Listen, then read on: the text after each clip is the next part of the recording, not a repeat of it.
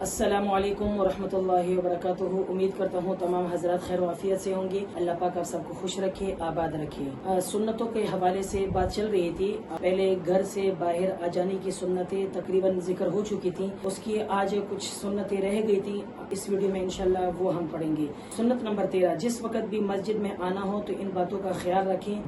बिला जरूरत शदीदा दुनियावी बातें ना करें। लोग नमाज पढ़ रही हों तो तिलावत व जिक्र आहिस्ता करें। किबला रूह ना तूखे, ना किबले रूह पैर फैलाएं, ना गाना गाएं, ना बाहर गुम हो जाने वाली चीज़ को तलाश करें, ना ऐलान करें।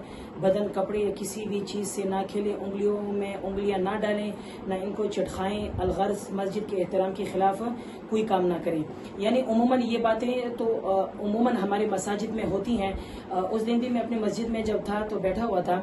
तकरीबन मस्जिद यानी नमाज को तकरीबन कुछ 5-6 मिनट थे, तो इतने में मैंने देखा दो हमारे नमाजी हजरात जो थे इतनी तेज बातें कर रहे थे अपने साथ किसी बात में। मुझे बहुत ही अजीब लगा। मैंने कहा कि जाकर उनको समझाऊं, उन्हें बताऊं, लेकिन इतने में नमाज का वक्त हो गया तो इस वजह से मैं नहीं बता सका। तो ऐसे इन चीज़ों से आप लोग थोड़ा सा एहतराज करें। जब भी कोई ऐसी बात आपके जहन में आए तो मस्जिद से जाकर ये बातें करें।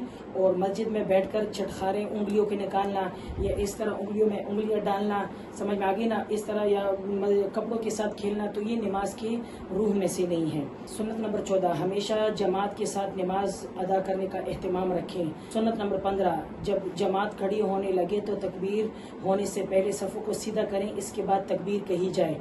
यानी तरीक़ाकार तो ये है कि पहले सफ़ें सही कर दी जाए, उसके बाद तकबीर कही जा सकती हैं। इसके बारे में एक हदीस भी है तिरमिज़ी शरीफ में कि हज़रत अब्दुल्ला इब्न उमर रज़ी अल्लाह तआला अन्हुमा ने एक शख्स को सफ़े कायम करने के लिए मुकर्रर किया हुआ था। जब वो आकर खबर देता कि सफ़े ठीक हो गई तब वो तकबीर कहते थे। यानी तरीक़ाकार तो ये कि सफ़े जब बन जाएं उसके बाद जाकर तकबीर कही जाए। लेकिन हमारा तरीक़ाकार आजकल इस तरीके से है कि मुअज़्ज़िन जैसे ही खड़ा होता है तो तकबीर कहता है अल्लाहु अकबर अल्लाहु अकबर अल्लाहु अकबर अल्लाहु अकबर। इतने में लोग आकर जमा हो जाते हैं।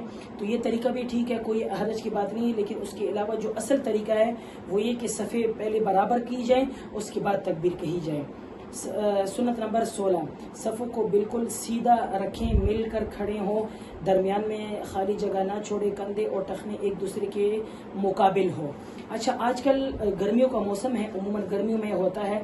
मैं खुद जब नमाज में खड़ा होता हूँ तो मेरे साथ जो बंदा खड़ा होता है ना, उसको मैं अपने साथ यूँ करता हूँ। जब कोई बंदा यानी मुझसे जब बड़ा होता है तो उसको मैं इशारे के साथ करता हूँ।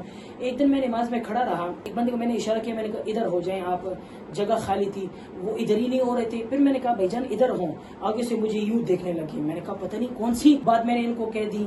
तो आजकल हमारे यहाँ जो नफरतें फैली हुई है ना, भाई को जो नहीं समझता सही तरीके से, वो भाई का दर्जा नहीं देता, या मुसलमान का जो दर्जा नहीं देता, या मुसलमान को कुछ समझता नहीं है, वो यही है कि हमारे अंदर खराबी आ चुकी है। वो ये कि जब हम नमाज तो 5 वक्त की पढ़ते हैं, लेकिन बीच में खला हम छोड़ते हैं। जमात के साथ भी पढ़ते हैं, बीच में खला छोड़ देते हैं। खला के आ जाने की वजह से शैतान आकर उधर वसवसा डालता है। तो वसवसा जैसे मुसलमान के दिल में आ गया तो फिर उनकी नमाज कहाँ गई, फिर उनकी मोहब्बत, आपस में भाई की मोहब्बत कहाँ चली गई, सब खत्म हो जाती हैं। तो इसलिए गर्मी हो चाहे सर्दी हो, मिलजुल कर खड़ा रहना चाहिए। मिलजुल कर खड़े रहने से कोई हरज की बात नहीं। आजकल लोग बिल्कुल अलग अलग होते हैं। मैं जब भी नमाज पढ़ने जाता हूँ, हमारे मोहल्ले में जब मस्जिद है वहाँ पर जब भी मैं नमाज पढ़ने जाता हूँ तो जब देखता हूँ किसी जगह पर खाली जगह ज्यादा बच गई हो ना, तो मस्जिद के किसी बच्चे को आगे खड़ा करके उसको मैं पकड़ता हूँ, कहता हूँ मैं इधर आ जाओ। जब बच्चा खड़ा हो जाता है तो वो आदमी इधर उधर उधर हो जाते हैं, बच्चे को जगह मिल जाती है, तो वो एक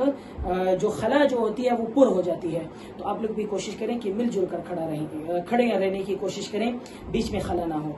सुन्नत नंबर 17, हर नमाज की तरह खुशू खुजू से अदा करें और गोया मेरी जिंदगी की आखिरी नमाज है। यानी नमाज को इस तरीके से पढ़ें कि भाई इसके बाद मेरी रूह कब्ज़ हो जाएगी, ये मेरी आखिरी नमाज है। फिर उस वक्त आदमी किस तरीके से नमाज पढ़ता है, हर बंदा इसका मुशाहिदा खुद कर सकता है।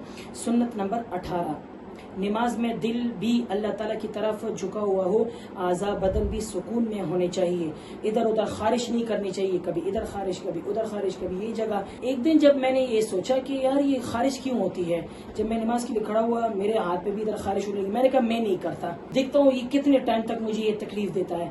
اچھا آپ مانیں گے نہیں، جب میں نے وہ خارش نہیں کی نا تو کچھ سیکنڈ کے بعد وہ جگہ سے جو خارش کی جو جگہ ہے نا وہ جگہ بالکل صحیح ہو گئی، یعنی کچھ محسوس ہی نہیں ہوا کہ یہاں پر کسی چیز نے کاٹا ہے یا کچھ ہے۔ سمجھ میں آ گئی نا؟ تو خارش وغیرہ نہ کریں، بالکل سیدھے کھڑے ہوں، اللہ تعالیٰ کی طرف دھیان ہو، تب انشاءاللہ آپ کی نماز قبول بھی ہوگی۔ سنت نمبر 19، جماعت سے نماز پڑھنے میں 27 گنا زیادہ ثواب ہوتا ہے۔ سمجھ میں آ گئی نا؟ تو یہ سنتوں کے حوالے سے میں نے ذکر کر دی۔ نیکسٹ ویڈیو میں انشاءاللہ نماز کی سنتیں، پھر اس طرح نماز کی سنتوں کے علاوہ نماز سے فارغ ہونے کے بعد سنتیں، انشاءاللہ ایک ایک کر کے میں آپ کے سامنے تمام سنتیں ذکر کروں گا۔ آپ حضرت سے میری گزارش ہے کہ آپ اس ویڈیو کو لوگوں تک شیئر کریں تاکہ نبی علیہ السلام کی جو سنتیں ہیں لوگوں کے سامنے عیاں ہوں، لوگوں کے سامنے ذکر ہوں، لوگ اس کو سمجھیں، پڑھیں، سیکھیں، اپنے بچوں کو بتائیں، اپنی زندگی میں لائیں۔ تو انشاءاللہ جب نبی علیہ السلام کی سنتیں ہماری زندگی میں آئیں گی، ہماری یہ دنیا بھی اچھی ہو جائے گی اور آخرت کی زندگی بھی ہمارے لیے اچھی ہو جائے گی۔ اللہ تعالیٰ میرا اور آپ کا حامی و ناصر ہو۔ السلام علیکم ورحمۃ اللہ وبرکاتہ۔